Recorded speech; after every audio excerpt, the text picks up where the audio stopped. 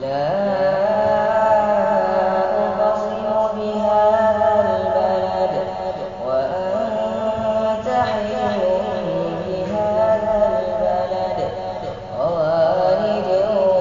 وما ولد لقد خلقنا الإنسان في كبد أيحسب أن لن يقدر عليه أحد يقول أهلكت مالا لبدا أيحسب أن لم يره أحد ألم نجعل له عينين ولسانا وشفتين وهديناه النجدين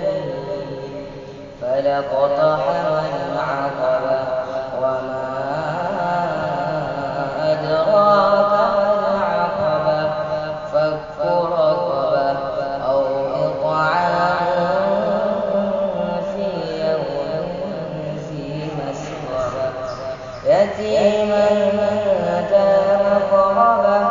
أو مسكينا ذا متربة ثم كان من الذين آمنوا وتواصوا بالصبر وتواصوا بالمرحمة أولئك أصحاب الميمنة والذين كفروا بآياتنا هم أصحاب المشأمة عليهم نار مؤصدة صدق الله